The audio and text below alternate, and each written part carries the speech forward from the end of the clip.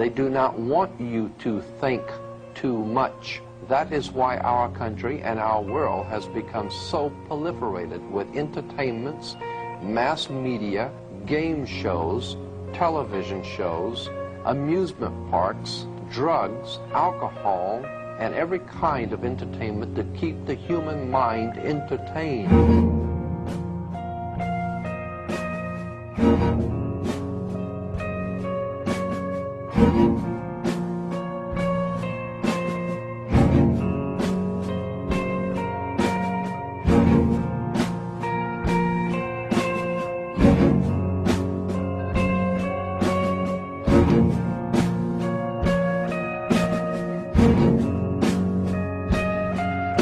In order to eliminate this threat and to achieve their objective, the Masons have set about the boldest plan ever devised: the complete control of every aspect of human life, your life.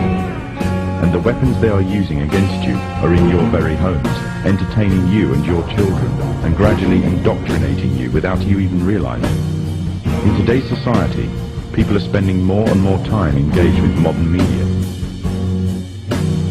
These media play a significant role in providing the basis for determining an individual's view of the world, but the goal is the same: to impose their beliefs, their ideology and their objectives on you in such a way that you begin to think your own. We are being hypnotized by people like this. The greatest hypnotist on planet Earth is a oblong box in the corner of the room. It is constantly telling us what to believe is real. We're being programmed to see the world in a certain way.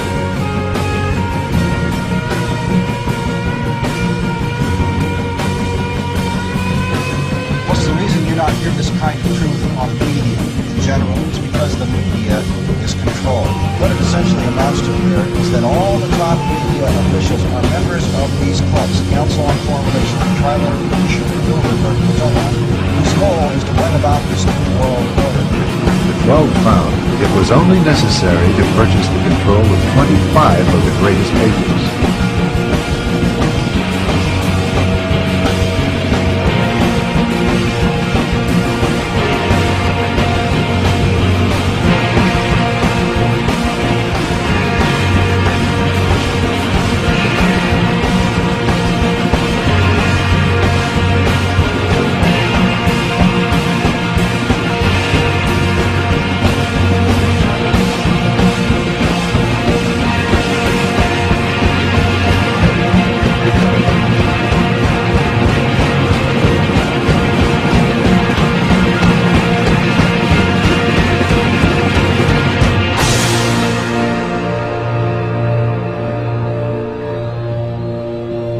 There are certain people that do watch like the news, which I think is rubbish as well, because it's just empty. I mean, there's a book called Watching TV News by Neil Postman.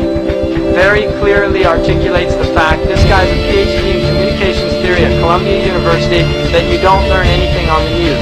You in fact are actually dumbed down. Now many people, especially young people, accept unquestioningly the reality by the media. Popular culture, movies, television, music carry messages about how society works and how people should behave. And so entertainment is not value-free. It has ideological content. It presents a worldview that influences the people who watch the programming. Now, there are two primary means by which people are manipulated and controlled. One is very simple, very basic, and that is simply the control of information. Working as an editor, it was easy to see how simple it is to change the meaning of an event or change the meaning of what someone says through editing. And so I was very well aware of how plastic and moldable media reality was. But I didn't fully appreciate the extent to which we are all manipulated and controlled by media, including those people who work in it.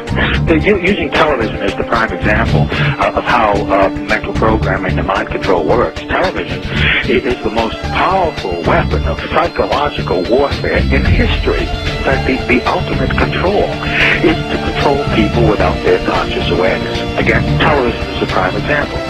Think back to whenever you have observed young children or older adults sitting, watching television.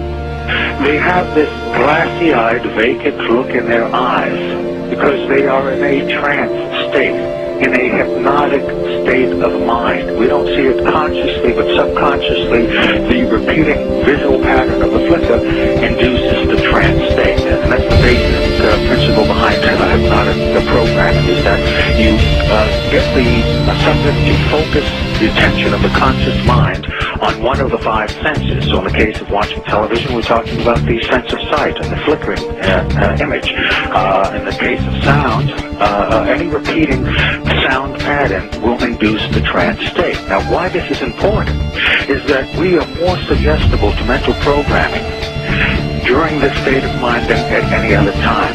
We're very vulnerable to manipulation at this time because the first order of business for a propagandist or an advertiser is to create the circumstances that will induce a state of mind that is favorable to the reception of their message. And that state of mind is the hypnotic state of mind, making television extremely important in this whole process of creating a unified mindset among the entire population.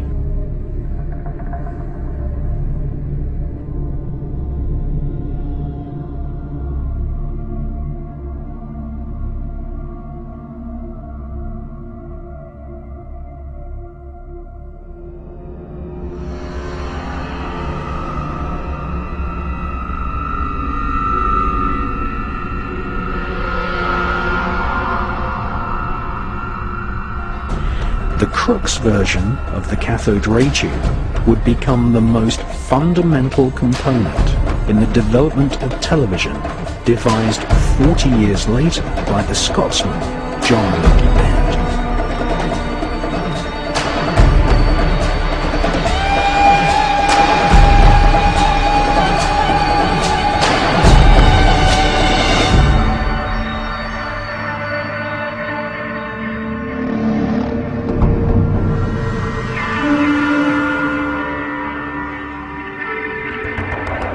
The Maltese cross is an ancient emblem used by magicians, Kabbalists, royal Satanists, Nazis, and the infamous American Phi Beta Kappa secret society. Crookes managed to project a shadowy image at the other end of the cathode ray tube, which was the first ever electrically created image known to man.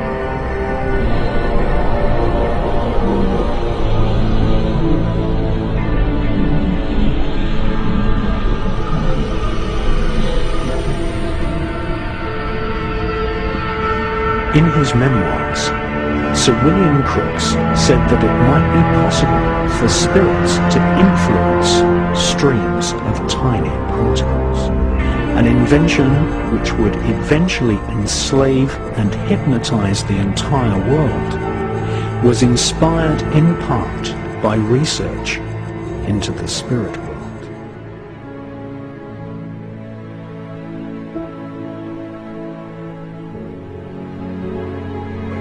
Because the only truth you know is what you get over this tube.